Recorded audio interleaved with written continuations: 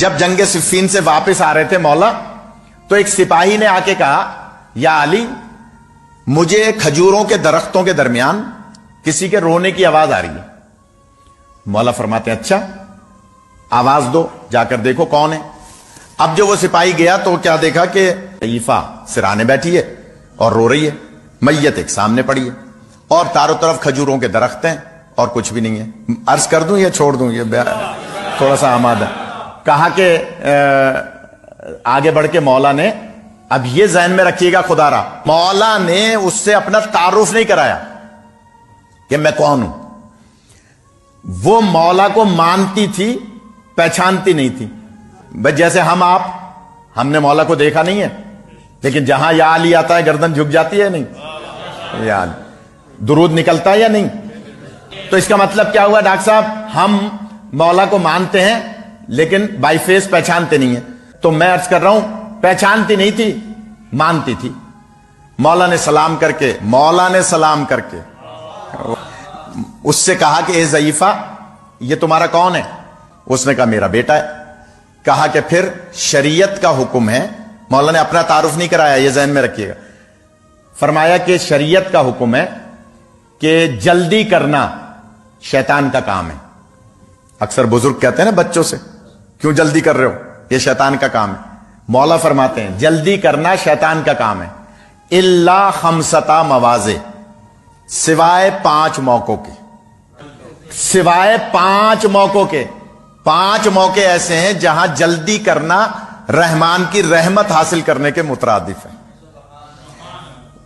ہر کام میں جلدی کرنا شیطان کی گویا پیروی کرنا ہے۔ وہ ضعیفہ کہتی ہے بیان کر دیجئے۔ مولا نے فرمایا شریعت کا حکم ہے سب سے پہلے موت واقع ہو جائے تو دفن کرنے میں جلدی کرو۔ یا علی، موت واقع ہو جائے تو دفن کرنے میں جلدی کرو، یعنی تراب کے حوالے کرو۔ اچھا چلیں بچوں کے لیے ایک بات اور عرض کر دوں، تراب ہی کے حوالے کیوں کرو؟ اللہ نے تو 4 چیزوں سے بنایا ہے، کبھی سمندر کے حوالے کر دو، کبھی ہوا کے حوالے کر دو میت، کبھی پانی کے حوالے کر دو، یہ ہمیشہ تراب ہی کے حوالے کیوں؟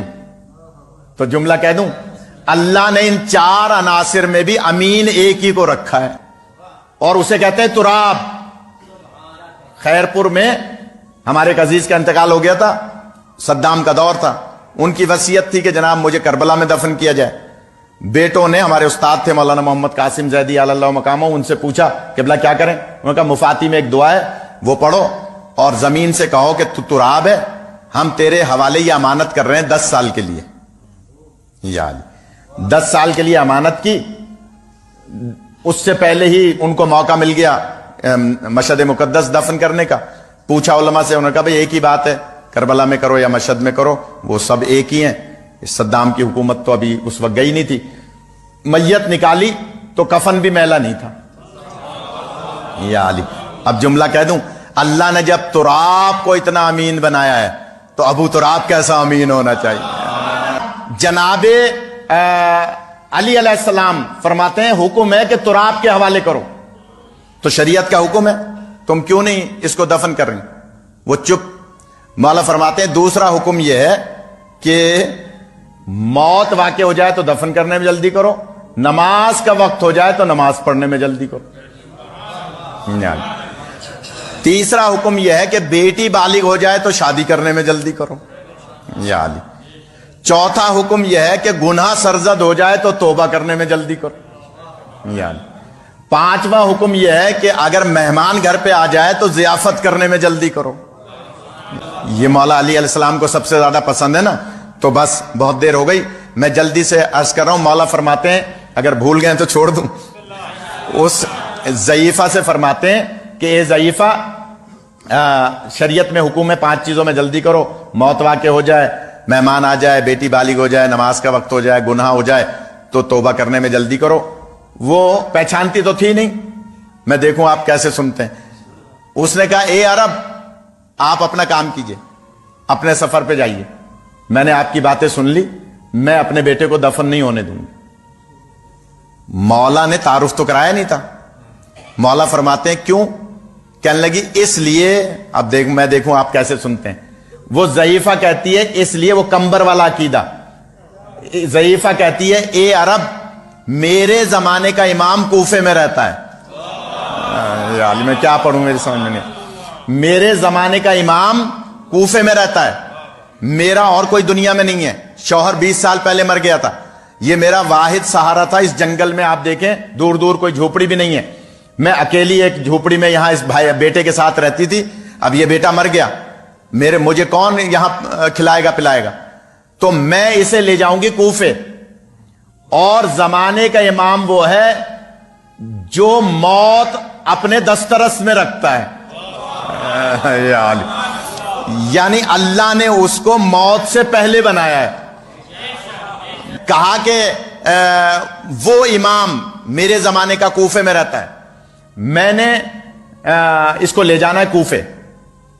مولا نے جب دیکھا کہ اس کا میری ذات پہ اتنا یقین ہے تو ایک مرتبہ سوال کیا، اے ضعیفہ علی اسے زندگی دلا سکتے ہیں؟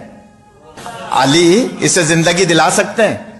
تو وہ ضعیفہ کہہ رہی ہے اگر آپ کو یقین چاہیے تو یہ ساربان کھڑا ہے جو اونٹوں پر مال ادھر ادھر لے جاتا ہے۔ دیکھیں اس وقت میرا کچھ بھی یہاں موجود نہیں ہے، میں نے شیطیر تک جھوپڑی کی ساری چیزیں، اپنا کپڑا لتا سارا کچھ اس کو دے دیا کہ پیسے میرے پاس نہیں تھے، میں نے اس سے کہا سب کچھ لے لے، یہ میرے یقین کی منزل ہے، میرا سب کچھ لے لے، بس مجھے اور میرے بیٹے کو اونٹ پر رکھ کے کوفے پہنچا دے۔ یا علی، یہ میرے یقین کی منزل ہے کہ میں اور میرا بیٹا کوفہ پہنچیں گے، میرا امام زندگی دلائے گا، یہ زندہ ہوگا، دوبارہ مزدوری کرے گا، سامان پھر بن جائے گا۔ جملہ کہہ رہا ہوں کہ کہہ رہی ہے کہ سرکار بس میں نے اس کو سب کچھ دے دیا، پہچانتی تھی نہیں مولا کو۔ جب مولا نے دیکھا کہ اس ضعیفہ کا مجھ پر اتنا یقین ہے کہ اس نے سب کچھ دے دیا، اب جملہ سنیے گا، مولا فرماتے ہیں اچھا اگر اجازت دو تو میں اسے زندگی دلاؤں؟ پہچانتی تو تھی نہیں، لیکن جیسے یہ جملہ کہا تو کانپتی ہوئی کھڑی ہوئی اور ہاتھ جوڑ کے کہتی ہے یہ دعویٰ یہ دعویٰ یہ دعویٰ سوائے میرے علی کے کوئی اور کر ہی نہیں سکتا ہے۔ یا علی، خدا آپ کو سلامت رکھے، یہ دعویٰ سوائے میرے مولا علی کے کوئی نہیں کر سکتا، اس کا مطلب ہے آپ ہی میرے مولا ہیں۔ معافی مانگنے لگی، میں بیٹھی رہی آپ کھڑے رہے، میں تیز بولتی رہی، مولا میں معافی مانگتی ہوں۔ مولا نے جو جملہ فرمایا یہ بھی ایک شریعت کا پورا ایک چیپٹر ہے۔ مولا فرماتے ہیں دیکھو اسلام ظاہر پر ہے، اگر تم مجھے پہچان کے عزت نہ کرتی، یا علی اگر مجھے پہچان کے عزت نہ کرتی تو تمہارا مواخذہ ہوتا۔ اب جملہ کہہ دوں، مسلمانوں نے بی بی کو پہچانا تھا یا نہیں؟ پہچان کر اگر عزت نہ کرتے تو تمہارا مواخذہ ہوتا، تم پہچانتی نہیں تھی، لہذا میں نے بھی معاف کیا، میرے اللہ نے بھی معاف کیا۔ تو وہ ضعیفہ کہتی ہے مولا جب آپ تشریف لے آئیں تو میرے بیٹے کو زندگی دلائیں۔ اس وقت مولا علی علیہ السلام نے 2 رکعت نماز پڑھی، غور کیجئے گا خدا رہا، 2 رکعت نماز پڑھی اور اس کے بعد اپنے پیر کا انگوٹھا اس نوجوان کی میت سے مس کیا اور فرمایا قم باذن اللہ، اٹھ اللہ کے حکم سے۔ وہ دونوں ہتھیلیاں زمین پہ ٹیک کے کھڑا ہوا اور جملہ کہتا ہے السلام علیکہ یا امیر المومنین، کہا کہ یا علی اے امیر کائنات میرا سلام ہو۔ مولا فرماتے ہیں تمہاری ماں مجھے نہیں پہچانتی تھی، تم نے کیسے سمجھا کہ میں امیر المومنین ہوں؟ تم نے کیسے سمجھا کہ میں امیر المومنین ہوں؟ تم تو مر گئے تھے، تمہاری ماں مجھے نہیں پہچانتی تھی، تم نے کیسے پہچانا؟ تو اب علامہ مجلسی کی وہ روایت آپ کے ذہنوں میں آئے گی، یہ کہتا ہے مولا کیسے نہیں پہچانتا، جب چند گھنٹوں پہلے میری موت ہوئی تھی تو آپ میرے سرانے موجود تھے۔ علامہ مجلسی کی روایت ہے نا کہ ہر مرنے والے کے سرانے علی آئیں گے، لہٰذا وہ کہہ رہے ہیں مولا کیسے نہیں پہچانتا، جب میری چند گھنٹوں پہلے موت ہوئی تھی تو آپ میرے سرانے موجود تھے، لہٰذا آپ ہی میرے امیر ہیں۔ مولا کائنات اب اس ضعیفہ سے کہتے ہیں اے ضعیفہ میں نے تمہارے بیٹے کو زندگی دلائی۔ اچھا سوال یہ پیدا ہوتا ہے، بچوں سے پوچھوں میں، یہ بولتے نہیں ہیں، بتائیں مولا علی علیہ السلام نے 2 رکعت نماز کیوں پڑھی؟ زندہ کرنے سے پہلے 2 رکعت نماز کیوں پڑھی؟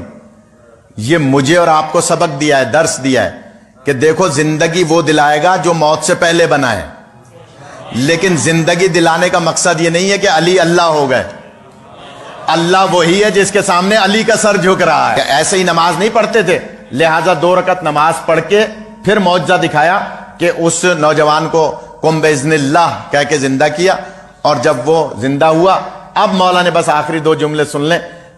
مولا فرماتے ہیں کہ اے ضعیفہ، میں نے تمہارے بیٹے کو زندگی دلائی، اگر اجازت دو تو میں تمہارے شوہر کو زندگی دلاؤں؟ یا علی، وہ کہتی ہے مولا اب میں ضعیفہ ہو گئی ہوں، 20 سال پہلے مرا تھا، اب وہ اٹھے گا تو جوان اٹھے گا، کیونکہ وہ جوان تھا، میں اس کی خدمت نہیں کر پاؤں گی، رہنے دیجئے، بس یہ میرا بیٹا یہ میری خدمت کرے گا، آپ کی مہربانی۔ جواب سنیے گا مولا کا۔ مولا فرماتے ہیں تم پہلے تو بڑا عقیدت کی بات کر رہی تھی، میرے بارے میں عقیدہ رکھ رہی تھی اور کہہ رہی تھی کہ میرا مولا زندگی دلائے گا، جب علی خود آ کے یہاں اس کو زندگی دلا سکتا ہے، تیرے شوہر کو زندہ کرنے کا دعویٰ کر سکتا ہے، تو تجھے جوانی لوٹا کے نہیں دے سکتا؟